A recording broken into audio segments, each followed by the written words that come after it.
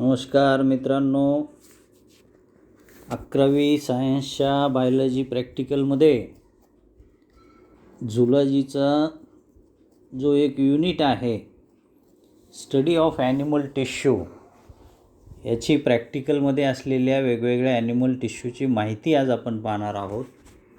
त्यामध्ये पहिला भाग आहे कार्टिलेज. कार्टिलेजचे पॉईंट्स इथं दिलेले आहेत, ते आपण समजून घेऊ. It is flexible skeletal tissue which form endoskeleton. The cartilage is enclosed by perichondrium. It contains blood vessel and nerve fibers. Perichondrium encloses semi-solid matrix called chondrin towards the periphery of the inner margin of perichondrium, a layer of small immature chondroblast, that is cartilage forming cells, त्याला म्हणायचं chondroblast, are seen which get converted into chondrocytes. chondrocyte म्हणजे cartilage cell. chondrocytes are enclosed within lacuna and are seen scattered in matrix. Each lacuna contains 2 to 8 chondrocytes. There are 4 types of cartilage. तर आता हे झाले point. या पॉईंटमध्ये कार्टिलेजविषयी काय काय माहिती सांगितलेली आहे, ते काही ठळक शब्द इथं दिलेले आहेत वेगळ्या कलरमध्ये. तेवढ्याच गोष्टी तुम्हाला लक्षात ठेवायच्या आहेत. एक म्हणजे कार्टिलेज हे फ्लेक्झिबल असतात. फ्लेक्झिबल म्हणजे लवचिक असतात, इलॅस्टिक असतात, आणि ते एंडोस्केलेटनच्या स्वरूपामध्ये आपल्या बॉडीमध्ये आहेत. एंडो म्हणजे आतमध्ये आणि एक्झो म्हणजे बाहेर. स्केलेटन म्हणजे हार्ड पार्ट. बॉडीच्या बाहेर जो हार्ड पार्ट आहे, म्हणजे थोडक्यामध्ये आपल्याला हातापायाला जे नखं आहेत ते एक्झोस्केलेटन. जनावराच्या पायाला खुरं असतात, पक्ष्यांच्या पक्ष्यांच्या विंग्सवर फिदर असतात. तर हे जे असे हार्ड पार्ट आहेत बॉडीच्या बाहेर, त्याला एक्झोस्केलेटन म्हणायचं. पण हार्ड पार्ट जर बॉडीच्या आतमध्ये असेल तर त्याला एंडोस्केलेटन असं म्हणतात. तर कार्टिलेज बॉडीमध्ये जिथंच कुठं आहे त्याच्या बाहेरचं एक कव्हरिंग आहे, त्याला पेरिकॉन्ड्रियम म्हणायचं. आणि यामध्ये जी मॅट्रिक्स असते, पेरिकॉन्ड्रियम हे बाहेरचं लेयर, आतमध्ये कॉन्ड्रोसाइट नावाचे सेल्स आहेत, त्याचबरोबर कॉन्ड्रोब्लास्ट नावाचे सेल्स आहेत. या सेल्सच्या मध्ये जे फ्लुइड आहे, लिक्विड आहे, म्हणजे मॅट्रिक्स आहे, त्याला कॉन्ड्रिन असं म्हणतात. आणि त्याचबरोबर काही छोटे छोटे स्पेसेस पाहायला मिळतात. त्या स्पेसेसमध्ये 2 ते 8 कॉन्ड्रोसाइट सेल्स इथं बघायला मिळतात. आणि असे कार्टिलेजचे 4 प्रकार आहेत. त्यापैकी हा पहिला प्रकार आहे हायलाइन कार्टिलेज. या फिगरमध्ये तुम्हाला लक्षात येतं की सगळ्यात बाहेरचं जे लेयर आहे ते पेरिकॉन्ड्रियमचं लेयर आहे. आतमध्ये जी मॅट्रिक्स दाखवलेली आहे त्याला कॉन्ड्रिन असं नाव दिलं आहे. आणि लॅक्युना म्हणजे छोटे छोटे स्पेसेस आहेत. आणि कॉन्ड्रोब्लास्ट किंवा कॉन्ड्रोसाइट्स हे जे सेल आहेत हे त्या गोल गोल भागामध्ये पाहायला मिळतात. अशा प्रकारे हायलाइन कार्टिलेज हे आपले जे लाँग बोन आहेत बॉडीचे, त्याच्या टोकाला म्हणजे एजला पाहायला मिळतं. हायलाइन कार्टिलेजमधला मध्ये जे काही पॉईंट्स आहेत ते पॉईंट्स आपण पाहू. हा पहिला प्रकार आहे. It is found at the end of long bones. मी आत्ता तुम्हाला सांगितल्याप्रमाणे हाताची आणि पायाची जी लाँग बोन आहे त्याच्या टोकाला, त्याचबरोबर रिब्स म्हणजे फासळ्या त्याच्या टोकाला, त्याचबरोबर नोज टिप नाकाचं जे टोक आहे त्या ठिकाणी, त्यानंतर लॅरेंक्स म्हणजे गळ्यामध्ये आपला जो स्वरकोश आहे ज्याच्यामधनं आवाज बाहेर येतो, त्यानंतर ब्रॉन्कियल ट्री म्हणजे आपला जो ट्रॅकिया आहे, श्वसन नलिका ज्याला म्हणतो आपण, त्या ठिकाणी, त्याचबरोबर फिटल अँड एम्ब्रॉयनिक स्केलेटन. एवढ्या भागामध्ये फिटल म्हणजे नेमकंच बाळाची वाढ चालू आहे, ते एम्ब्रॉयनिक कंडिशन आणि बाळ तयार झाल्याच्या नंतर त्याचं पूर्ण बॉडी इलॅस्टिक असते, तर त्या ठिकाणी हायलाईन कार्टिलेज पाहायला मिळतं. थोडक्यात हे इलॅस्टिक इन नेचर. त्याचबरोबर बाहेरचं लेयर म्हणजे पेरिकॉन्ड्रियम. मॅट्रिक्स जी आहे तिचा कलर हा ब्लूइश व्हाईट आहे आणि जेलसारखं स्ट्रक्चर असेल. It contains very fine collagen fibres and chondrocytes. तर 2 ते 8 कॉन्ड्रोसाइट हे एका लॅक्युनामध्ये म्हणजे राऊंडेड पोर्शनमध्ये पाहायला मिळतात. याचं काम आहे फ्लेक्झिबिलिटी प्रोव्हाइड करणे, म्हणजे इलॅस्टिसिटी, बॉडीला सपोर्ट करणे. त्याचबरोबर जिथं घर्षण होतं ते घर्षण कमी करणे, reducing friction and also act as a good shock absorber. तर असं हे कार्टिलेजचा पहिला प्रकार झाला, हायलाईन कार्टिलेज. त्याच्यानंतर दुसरा प्रकार आहे इलॅस्टिक कार्टिलेज. या सगळ्या कार्टिलेजचं स्ट्रक्चर जवळपास सेम आहे. जसं की बघा, बाहेरचं लेयर पेरिकॉन्ड्रियम आहे, आतमध्ये कॉन्ड्रोसाइट नावाचे सेल आहेत. हे सेल 2, 4, 6च्या संख्येनं त्या लॅक्युनामध्ये असतात, म्हणजे गोल राऊंडेड पोर्शनमध्ये. मॅट्रिक्स सगळीकडे पाहायला मिळते. आणि इलॅस्टिक कार्टिलेजचं वैशिष्ट्य फक्त एवढं आहे की इथं इलॅस्टिक फायबर दाखवलेले आहेत. असे इलॅस्टिक फायबर बाकीच्या टाईप्समध्ये नाहीत. एवढाच एक फरक लक्षात ठेवायचा. बाकी हायलाईन कार्टिलेजमध्ये, इलॅस्टिक कार्टिलेजमध्ये आणि यापुढे येणारा दुसरा जो कार्टिलेज आहे, या सगळ्या फायब्रो कार्टिलेज या सगळ्यांमध्ये स्ट्रक्चर सेम आहे. तर आता एवढंच पाहायचं की इलॅस्टिक कार्टिलेज कुठं पाहायला मिळतो. तो आहे इपिग्लॉटिस. इपिग्लॉटिस म्हणजे या ठिकाणी आपलं फॅरेंक्स जो लॅरिंग्समध्ये ओपन होतो त्या ठिकाणचा पार्ट म्हणजे इपिग्लॉटिस, म्हणजे गळ्यामध्ये. एक्सटर्नल एअर, ज्याला पिन्ना असं म्हणतात, म्हणजे कानाचा भाग, बाहेरून जो कानाचा भाग आहे. त्याचबरोबर ट्रॅकिया म्हणजे आपले रेस्पायरेटरी कॅनाल, ज्याला श्वसन नलिका असं म्हणू. बाकी पॉईंट सेम आहेत. बाहेरून पेरिकॉन्ड्रियम कव्हरिंग आहे, फक्त वेगळं म्हणजे इलॅस्टिक फायबर इथं पाहायला मिळतात. आणि सपोर्ट आणि मेंटेन्स शेप हे 2 याची महत्त्वाची फंक्शन्स असतील. फायब्रो कार्टिलेजसुद्धा तशाच प्रकारचा, पॉईंट सगळे सेम असतील. फक्त या ठिकाणी मॅट्रिक्समध्ये कोलॅजिन फायबर पाहायला मिळतात. जसं याच्या अगोदरच्या कार्टिलेजमध्ये आपण पाहिलं की इलॅस्टिक कार्टिलेज होते, त्याच्याऐवजी फक्त कोलॅजिन फायबर्स इथं असतील. इलॅस्टिक कार्टिलेजमध्ये इलॅस्टिक फायबर, फायब्रो कार्टिलेजमध्ये कोलॅजिन फायबर, म्हणजे हे थोडेसे कडक असतात. स्ट्रॉंगेस्ट आणि रिजिड कार्टिलेज म्हणून याला ओळखलं जातं. आणि याचं ठिकाण जे आहे, लोकेशन बॉडीमध्ये, ते आहे प्युबिक सिम्फायसिस, म्हणजे कमरेचे जे 2 मोठे मोठे बोन एकमेकाला ज्या ठिकाणी जॉईंट होतात त्या जॉईंटला म्हणायचं प्युबिक सिम्फायसिस. आणि दुसरं लोकेशन आहे इंटरव्हर्टिब्रल डिस्क, म्हणजे आपल्या पाठीचे जे कणे आहे, मणका आहे, पाठीचा कणा, त्याच्यामध्ये जे मणके आहेत ते मणके 2 मणक्याच्या मध्ये म्हणजे इंटरव्हर्टिब्रल जी डिस्क असते ती डिस्क ही फायब्रो कार्टिलेजची बनलेली आहे. तर मित्रांनो, चौथा प्रकार आहे कॅल्सिफाईड कार्टिलेज. या कॅल्सिफाईड कार्टिलेज हा ओल्ड पर्सनमध्ये पाहायला मिळतो, ओल्ड एजमध्ये पाहायला मिळतो. कारण ओल्ड एजमध्ये हा लवचिक असलेला कार्टिलेज थोडासा हार्ड बनत जातो.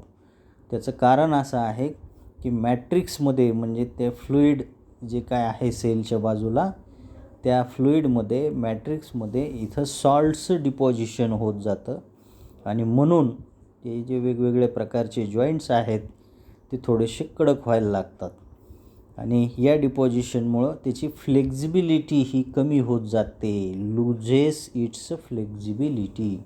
म्हणजे पाहिजे तेवढी लवचिकता, इलॅस्टिसिटी तिथं राहत नाही, त्याला म्हणायचं कॅल्सिफाईड कार्टिलेज. तर असा हा कार्टिलेजचा एक भाग तुमच्या प्रॅक्टिकलमध्ये आहे. आणि दुसरा पार्ट आहे बोन. आणि बोन आणि कार्टिलेजमध्ये महत्त्वाचा फरक एवढाच आहे, दोन्ही सॉलिड असतात, पण बोन हे हार्ड असतात, टफ असतात आणि रिजिड असतात. कार्टिलेज मात्र फ्लेक्झिबल असतात, इलॅस्टिक असतात, लवचिक असतात. एवढाच फरक हा बोन आणि कार्टिलेजमध्ये आहे. तर बोनमध्ये आपल्याला वेगवेगळे पार्ट पाहायला मिळतात. त्यामध्ये जसं कार्टिलेजमध्ये कॉन्ड्रोसाइट होते, तसं बोनमध्ये ओस्टिओसाइट नावाचे सेल आहेत. त्याचबरोबर कार्टिलेजमध्ये बाहेरचं कवरिंग पेरिकॉन्ड्रियम होतं, या ठिकाणी बाहेरचं कवरिंग पेरिओस्टियम असेल. बोन हे प्रोटेक्शनचं काम करतात. असे ठराविक मुद्दे तुम्हाला प्रॅक्टिकलसाठी लक्षात ठेवणं गरजेचं आहे. तर जर सेक्शन घेतला बोनचा, तर आपल्याला बोनच्या सेक्शनमध्ये अशा प्रकारचे राऊंड असलेले स्ट्रक्चर्स पाहायला मिळतात. आणि यामध्ये प्रत्येक राऊंडवर ओस्टिओसाइट नावाचे सेल लॅक्युनामध्ये, म्हणजे छोट्या छोट्या राऊंडेड स्पेसिसमध्ये हे सेल्स असतील. आणि हे सगळे सेल एका राऊंडमध्ये अरेंज होतात. आणि सेंटरला जो पोर्शन आहे त्याला हॅवर्सियन कॅनल असं म्हणतात. आणि हे जे राऊंडेड पोर्शन आहेत याला कॅनालिक्युली असा शब्द वापरला जातो. तर अशा प्रकारे कार्टिलेज आणि बोनची स्टडी जशी तुम्हाला प्रॅक्टिकलसाठी आहे, स्टडी ऑफ ॲनिमल टिश्यू याच्यामधनं, तसं आपल्याला आणखी 3 प्रकारच्या मसल्स पाहायच्या आहेत. तर ह्या मसल एक स्ट्रायटेड नावाची आहे, ज्याच्यामध्ये स्ट्रायशन्स असतात. दुसरी ही अनस्ट्रायटेड असते. तिसरी, या ठिकाणी मी तुम्हाला फिगर दाखवतो म्हणजे तुम्हाला स्पष्ट लक्षात येईल. मस्क्युलर टिश्यू हे बघा, स्मूथ मसल इथं दाखवलेली आहे. त्यानंतर स्ट्रायटेड मसल दाखवलेली आहे, ज्याच्यामध्ये स्ट्रायशन्स असतात. शब्दावरूनच अर्थ लक्षात येतो. स्मूथ म्हणजे रफ नाही, म्हणजे स्मूथ कशामुळे आहे तर स्ट्रायशन्स नाही आहेत. आणि जर या मसलमध्ये स्ट्रायशन्स असतील तर ती मसल म्हणजे रफ मसल. रफ म्हणजेच या ठिकाणी त्याला स्ट्रायटेड असं नाव दिले. आणि तिसरी एक स्पेशल टाईपची मसल आहे, जिला कार्डियाक मसल म्हणतात. ती फक्त हार्टमध्ये पाहायला मिळते. तर या ठिकाणी तुमच्या समोर जी फिगर आहे ती आहे कार्डियाक मसलची. तर असे 3 मसल आत्ता मी तुम्हाला सांगितलं. एक स्ट्रायटेड मसल, दुसरी अनस्ट्रायटेड म्हणजे स्मूथ मसल. या मसलची फिगर तुमच्या समोर आहे. स्मूथ मसल फायबर म्हटलं की ठराविक गोष्टी लक्षात ठेवायच्या. स्मूथ मसलमध्ये असलेले सेल हे स्पिंडल शेप असतात. स्पिंडल शेप म्हणजे मध्यभागी फुगलेले आणि दोन्ही टोकांना निमुळता होत गेलेला पोर्शन, त्यालाच स्ट्रीम लाईन किंवा बोट शेप म्हटलं तरी चालेल. BOAT बोट, पाण्यामध्ये जशी नाव असते, जहाज असते, त्याचा जसा आकार आहे तसा ह्या सेलचा आकार आहे. याच्यामध्ये एकच न्यूक्लियस आहे आणि तोही सेंटरला आहे. आणि याचं जे प्लाझ्मा मेम्ब्रेन असतो त्याला सार्कोलिमा असं म्हणतात. आणि आतमध्ये जो सायटोप्लाझम आहे त्याला सार्कोप्लाझम असं म्हणतात. त्याचबरोबर या सेलमध्ये सेंटरचा न्यूक्लियस जर सोडला तर दोन्ही साईडला बाजूच्या बारीक बारीक मायोफायब्रिल्स पाहायला मिळतात. तर अशा प्रकारे ही स्मूथ मसल असेल बॉडीमध्ये कुठे असते तर त्याचे बॉडीमधले लोकेशन्स आहेत stomach, intestine, reproductive and urinary system, एवढ्या ठिकाणी ही मसल पाहायला मिळते. दुसरी आहे स्ट्रायटेड मसल. त्याचं सेक्शन तुमच्यासमोर आहे. या स्ट्रायटेड मसलमध्ये 2 प्रकारचे बँड असतात. फिगरमध्ये तुमच्या लक्षात येईल एक डार्क बँड आहे आणि दुसरा लाईट बँड आहे. म्हणजे रेड कलरचा जो दाखवला आहे तो डार्क बँड आहे आणि व्हाईट कलरचा जो आहे तो लाईट बँड आहे. आणि असे डार्क बँड आणि लाईट बँड हे अल्टरनेटली प्लेस होतात. म्हणजे एकानंतर एक एकानंतर एक येतात. डार्क नंतर लाईट, लाईट नंतर डार्क, पुन्हा लाईट, पुन्हा डार्क, असे हे बँड्स इथं आहेत. आणि म्हणून या मसलला स्ट्रायटेड मसल असं म्हटले. हे बँड म्हणजे त्याचे स्ट्रायशन्स आहेत. आता न्यूक्लियस बघा मुलांनो, या ठिकाणी 3 न्यूक्लियस दाखवलेत. एक सगळ्यात बेसला खाली न्यूक्लियस दाखवला आहे, त्याला नाव पण दिलेलं आहे. आणि वरती लेफ्ट साईडला एक आहे आणि राईट साईडला वरती एक आहे. तर हे असे न्यूक्लियस जे आहेत हे पेरिफेरल इन पोझिशन आहेत. पेरिफेरल म्हणजे सेंटर सोडून हे न्यूक्लियस बाजूला असतात. आणि आतमध्ये मायोफायब्रिलचं बंडल आहे, त्यातला एक मायोफायब्रिल बाहेर काढून दाखवलेला आहे. आणि सार्कोलिमा म्हणजे याचं बाहेरचं प्लाझ्मा मेम्ब्रेन. तर अशा प्रकारे आहे ही स्ट्रायटेड मसल. स्ट्रायटेड मसल कुठं असते, तर ही असते बोनला अटॅच झालेली. आपल्या बॉडीमध्ये जेवढे काही बोन्स आहेत ह्या बोनला या स्ट्रायटेड मसल्स अटॅच झालेले असतील.